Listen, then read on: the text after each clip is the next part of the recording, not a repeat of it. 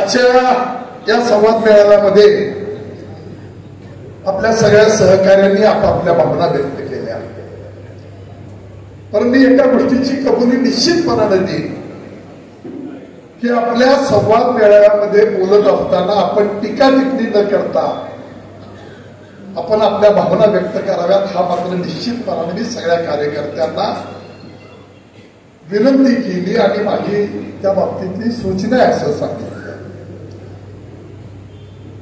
ही निवडणूक जिल्हा परिषद, पंचायत समिती, नगरपालिका, महानगरपालिका कार्यकर्त्यांची आहे. ज्याने माझं राजकारण उभा केलं त्याची ही निवडणूक आहे. किशोर पाटलांनी थोड्याशा आपल्या भावना परखडपणानं व्यक्त केल्या. मी काय आहे हे आयुष्यामध्ये कधी सांगितलं नाही, पण आज मात्र मला थोडस व्यक्त व्हावं लागेल म्हणून आपल्या पुढं माझ्या भावना व्यक्त करतो.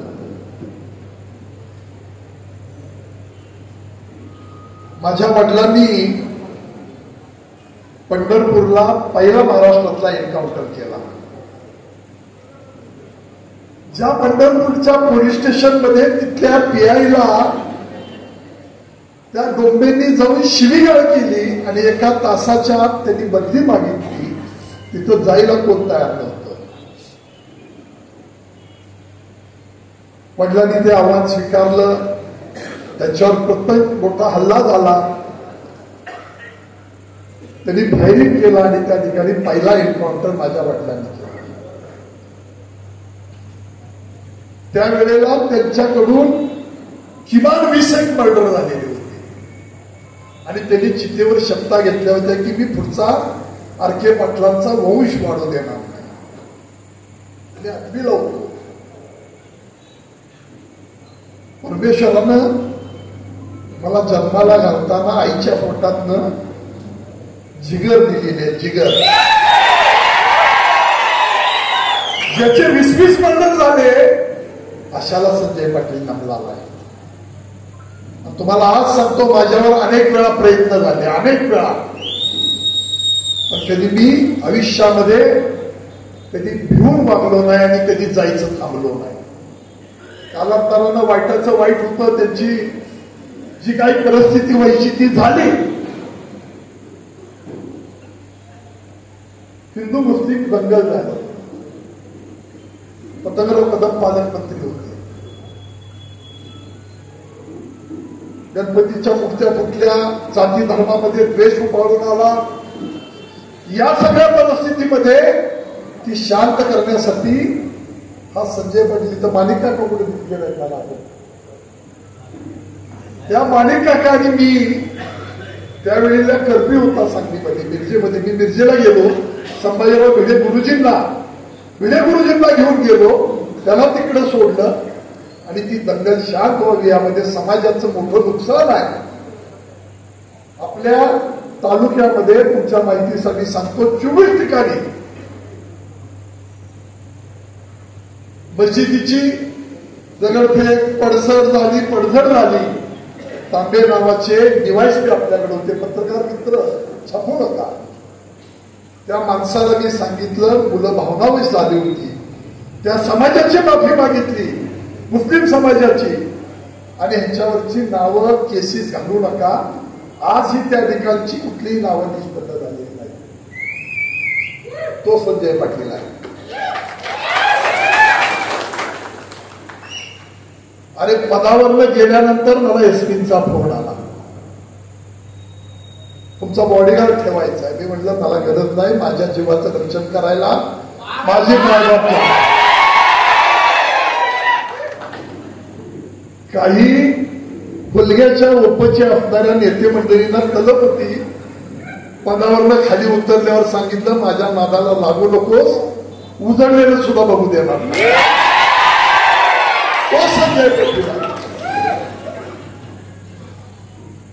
किशोर बोलता बोलता आपण म्हणाला की प्रभाकरची काळजी करता का. महिन्या 2 महिन्यापूर्वी मी सांगितलं, ज्या लोकांनी मला उभं केलं त्यांची अवहेलना करणार नाही. हे राजकारण त्यांनी उभा केलं. संपलं तरी बेहतर. या लोकांशी इमानदारीनं राहणार. कुणाचीही संघर्ष करावा लागला, कुठल्याही पक्षाशी करावा लागला तर तो संजय पाटील करणार. मी टाकून देतो. मला फिकीर कशाची नाही. अहो सत्तेत असताना कुणाशी जुळलं.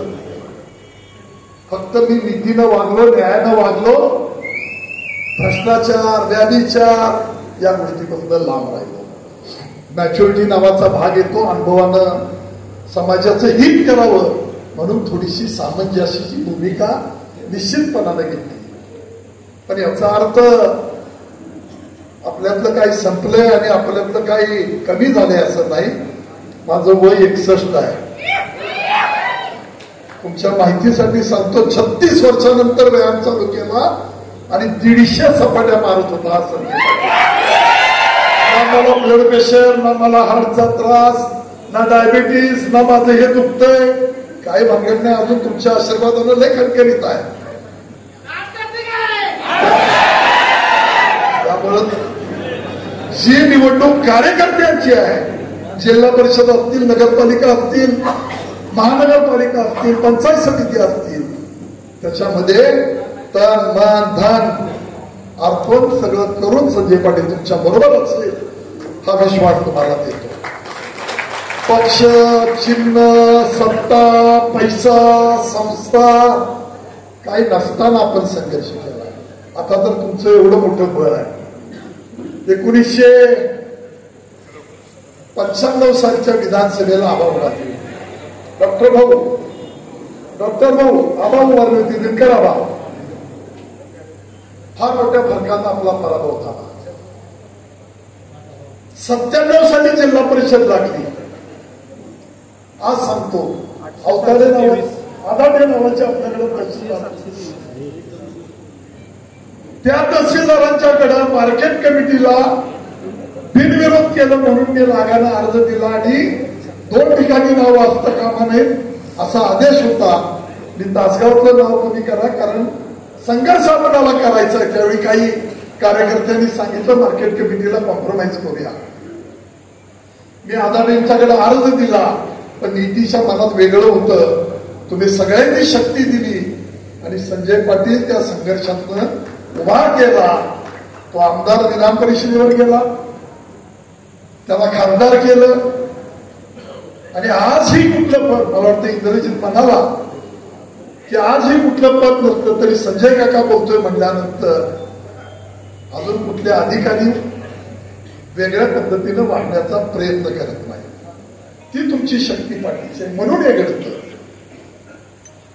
मला सांगायचा मतीत अर्थ आहे की त्यावेळी 97 साली आपण एक चिंचणी गाव काढलं आणि पूर्व भागातल्या जिल्हा परिषदेला जोडलं. जिल्हा परिषदला आपण चांगल्या फरकाने अपक्ष उभा राहिलो. त्याच्या आधी मी युवक काँग्रेसचा अध्यक्ष झालो होतो. प्रचंड मोठा संघर्ष केला आणि शंकरराव चव्हाणांनी प्रधानमंत्र्यापर्यंत त्या तक्रारी करून आपल्याला ते पद दिलं होतं. 2 महिन्याच्या आत या तालुक्यातल्या जनतेसाठी युवक काँग्रेसचं अध्यक्षपद सोडलं आणि विकास आघाडीच्या माध्यमातून आपण सुनील भाऊ माझ्या माहितीप्रमाणे 5,000 मताचं जिल्हा परिषद मध्ये अंतर राहिलं. जे 50,000चं होतं ते 5,000 राहिलं. 99 साली इलेक्शन केली, 3200 मतावर आलं म्हणजे 1600 मताचा फरक राहिला. 2004 साली 4400 मताचा फरक राहिला. आत्ताचा फरक का, कशासाठी, कुणी केला, कुणावर आक्षेप आहे. मागाशी आमचे रमेश कोळेकर, त्यांची आई सरपंच आहेत आरेवाडीच्या, बिरोबा देवस्थानाचं गाव आहे. ते सांगितलं आम्ही पुजारी आहे. ज्या कवठेमंकाळ तालुक्यामध्ये धनगरपट्ट्यातली जी गावं आहेत त्या गावाला जाणाऱ्या टेंबू योजनेचं बानूरगडमध्ये किती वर्ष काम पेंडिंग पडलं होतं. बानूरगडचा बोगदा पास झाला नव्हता. बानूरगडच्या बोगद्याचा पास करून त्या असणाऱ्या कॉन्ट्रॅक्टरला दर देऊन ती कामं करायला लावून पाणी आपण पहिल्यांदा आणलं ते नागाच्या होड्यात आणलं. बरोबर आहे का. कधीही सोशल मीडिया असेल, प्रिंट मीडिया असेल किंवा आमच्याकडच्या काही बाबी असतील, इलेक्ट्रॉनिक मीडिया असेल, कधीही सांगितलं नाही की मी हे केलं. मी केलं म्हणेल तर त्या दिवशी मला गर्व आला, दर्प आला, अहमपणा आला, तो येता कामा नये. या लोकांनी मला हे बळ दिलंय, त्यांच्यासाठी काम करणं माझं कर्तव्य आहे हे समजून केलं. प्रमोद अप्पा, तू म्हणालास, एकदा नव्हे 1000 वेळा लोकांनी सांगितलं की आपण केलेल्या कामाचे नारळ दुसरे वाढवत आहेत. मी माझं कर्तव्य मानलं की हे काम मला लोकांनी खासदार केलं, मला राज्यातले मुख्यमंत्री असतील, मंत्री असतील, मला मदत करतायत तालुक्याच्या विकासासाठी, ते आपलं कर्तव्य म्हणून केलं. काय नॅशनल हायवेची कामं झाली, ताकारी, टेपू, म्हैसाळ, 7-7, 8-8 हजार कोटीच्या आपण या सगळ्या भूमिका घेतल्या आणि त्याला मान्यता घेतली, पैसे आणले.